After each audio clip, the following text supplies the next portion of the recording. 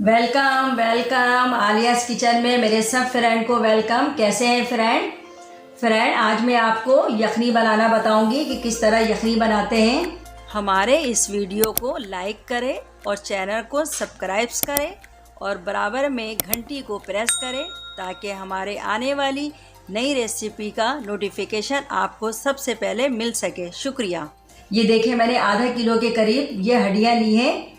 मैंने मटन मंगाया था। अक्सर मटन की गोश्त में इस तरह की हड्डियाँ निकलती हैं, तो आप उसको यखनी के लिए रख दिया करें। ख़ास तौर पर ये वाली हड्डी जो होती है ना, जिसमें बारीक बारीक सुराख से हैं, देखें, तो ये बहुत अच्छा होता है यखनी के लिए। तो ये तकरीबन आधा किलो के करीब है।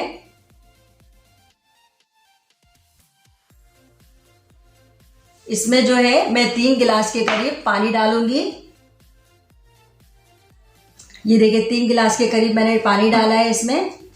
अच्छा, आप जब भी यखनी किसी चीज़ की निकालते हैं तो कभी भी कोई पिसा हुआ मसाला जो है वो यूज़ नहीं किया करें, हमेशा कटिंग वाला किया करें, ठीक है ना। ये देखिए, इसमें मैं कुछ जो है प्याज इस तरह बारीक कटिंग कर लिया है वो डाल रही हूँ। कुछ ये लहसुन के देखिए पीस है, 6 से 7 अदद, वो मैं इसमें डाल रही हूँ। ये तेज़पात है, इसके छोटा से एक पीस डाल रही हूँ। छोटी इलायची है, ये 2 अदद डाल रही हूँ। ये ब्लैक पेपर है, कम से कम 7 से 8 अदद, ये डाल रही हूँ। और ये हमारा दालचीनी है, ये मैं डाल रही हूँ इसमें। इसके बाद जो है ½ टी स्पून मैं इसमें नमक ऐड कर रही हूँ।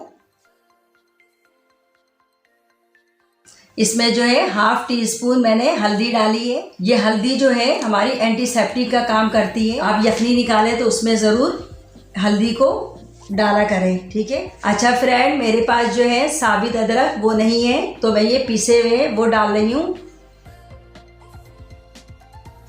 ये जो है मैं इसमें 2 डाला है मैंने, 2 टीस्पून, ठीक है।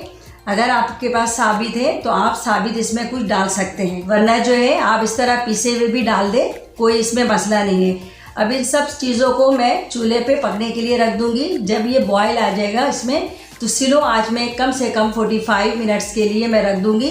तो ये हमारा 3 कप के करीब ये बन के तैयार हो जाएगा। जब ये तैयार हो जाएगा तो फिर मैं आपको दिखाती हूँ कि आप देखें किस तरह ये हमारी यखनी निकली है।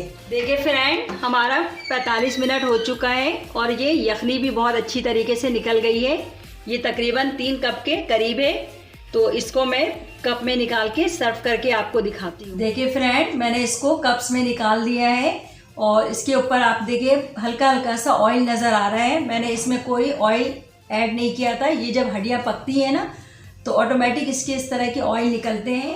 पीने से पहले आप इसको हल्का सा नीम गरम कर लें और चाहे तो इस तरह हल्का सा ब्लैक पेपर पिसा हुआ डाल दें आप सब में।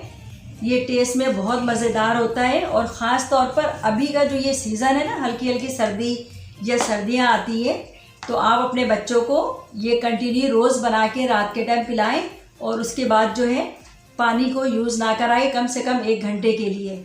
और मेरे चैनल को सब्सक्राइब करें, बेल के बटन को प्रेस करें और मेरी वीडियो को लाइक करें ताकि हर न्यू आने वाली न्यू रेसिपी की नोटिफिकेशन आप तक पहुंच सके। अल्लाह हाफिज़।